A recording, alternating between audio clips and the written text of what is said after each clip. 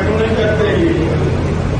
जनसंख्या की जातिवार जनगणना इसलिए नहीं करते कि 54-55% है और आरक्षण दे रहे हैं।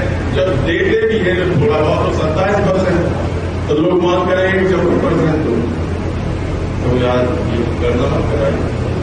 तो ये सरकार जो है और बीजेपी जो है खासकर इसकी नीतियां जन विरोधी हैं और समाजवादी पार्टी की नीतियां जन कल्याण के लिए, आम लोगों के लिए, गरीब लोगों के लिए।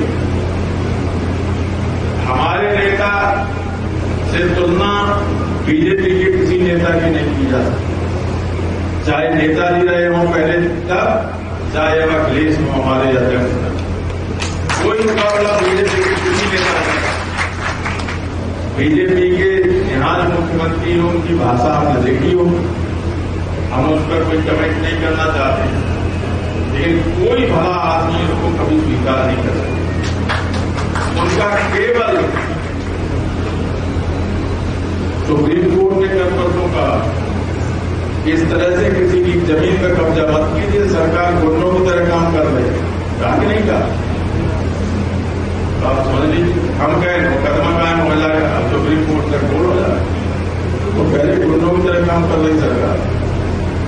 सरकार का नेतृत्व जब मनमाने तरीके से काम करने लगता है तो जनता को अपार प्रश्न होता है। बार बार सुप्रीम कोर्ट ने कहा है किसी कोई अगर मुकदमा किसी पे है तो आप उसके मकान को नहीं गिरा सकते, किस कानून के तहत गिराया जाता है। और जो लोग ये कर रहे हैं, जब व्यवस्थाएं जब भी बदलें, ऐसा तो है नहीं कि कानून काम करना बंद कर देगा। जब व्यवस्था बदलेगी तो आज का अपराध हो तब भी उस पर कार्रवाई होगी। और बड़े बड़े लोग जो बहुत 20 मार्च है, कोई कलेक्टर है, कोई एसपी है, कोई इंस्पेक्टर है, जहां चाहो उधर फांसी ऑर्डर कर देते हैं, जहां चाहो तहां लोगों के मकानों में बुलडोजर चला देते हैं। ये हजारों अधिकारी और देखना आप पुलिस के लोग ये जेलों में दिखाई देंगे जब व्यवस्था बदलेगी। इनके पास कोई ऐसा सबूत ये नहीं वो होगा उत्तर, या फिर आपने क्यों ऐसा किया, किस कानून के तहत किया, कहां लिखा हुआ है कि आप ऐसा करते। तो न बीजेपी की नीतियां हमारी नीतियों जैसी अच्छी, न बीजेपी के नेता हमारे नेता की तुलना में कहीं बैठते, और बीजेपी के नेताओं की नीयत बिल्कुल ही खराब, कहते कुछ हैं करते कुछ हैं। समाजवादी पार्टी के नेता की जो कहते हैं वो करते हैं, तो जब तक नेता की नीयत ठीक नहीं है तब तक नीतियां लागू नहीं होती, व्यवस्था सही नहीं होती। बीजेपी की न नीतियां ठीक हैं, न नेता ठीक हैं, न नेताओं की नीयत ठीक है। इसलिए समाजवादी पार्टी के प्रत्याशी को ही वोट पाने का अधिकार है आम व्यक्तियों को। और एक तेज प्रताप सिंह चुनाव लड़ रहे हैं, एक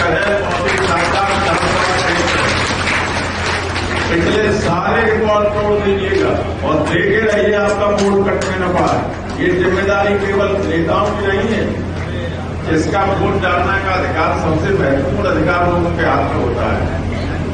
कई बार लोग उस वक्त देखते हैं जब वोट डालने जाते हैं, कहते हैं हमारी पर्ची नहीं आई, तो पहले ही देख लीजिए आपका वोट है कि नहीं, और ये भी देख लीजिए साजिश ये की जाएगी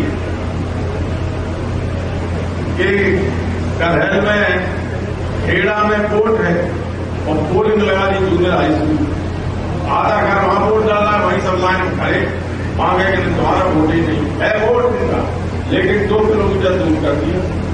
ये न होने पर ये पहले ही देखना पड़ेगा, सब कार्यकर्ताओं को बहुत एक्टिव रहना पड़ेगा और तमाम तरह की अफवाहें उड़ेंगी, तमाम तरह की उन अफवाहों का कोई ध्यान मत देना। चुनाव में वैसा अफवाह उड़ती है, उनको झूठ मान के चलिए। सोशल मीडिया में सोशल मीडिया वाले बुरा न माने, जैसे ही चुनाव आएगा टीवी पर बोली जाए वो तो जो कहते हैं सरकार वो करती है, लेकिन सोशल मीडिया में भी अब कई बार ऐसी बातें आने लगी जिनका कोई सत्य नहीं है, इसलिए उन पर भरोसा मत करना।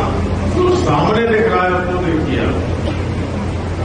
और छोटी मोटी बात में आपस में लड़ने झगड़ने का काम मत कीजिए, क्योंकि ये चुनाव हो रहे हैं।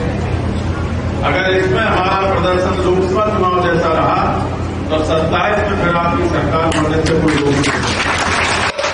बड़े लक्ष्य की तरफ देखिएगा, इसलिए आपस में अगर कोई मनमुटाव भी है तो उसको छोड़िए, उससे कोई आपका नुकसान नहीं होने वाला है। हाँ, अगर सारी सीटें हम नहीं जीतते तो हमारा नुकसान, सारे समाज का नुकसान, पूरे पीडीए जो नारा दिया है अखिलेश ने उसका नुकसान होगा। इसलिए एकजुट होकर सब चुनाव लड़ें, तेज प्रताप को जिताएं और ये हम लोगों का बहुत ही मजबूत गढ़ रहा है। इसमें न पोल परसेंटेज कम होना चाहिए और न मार्जिन कम होना चाहिए। बीजेपी इस कोशिश में होगी कि पिछले वर्ग के 2-4 लोगों को इधर से टिकट दिलवा दे, उधर से टिकट दिलवा दे, खुद टिकट दिलवा दे, वोट कटे कुछ। लेकिन अब लोग इतने समझदार हो गए हैं पिट के कि अब एक काट नहीं पाएंगे।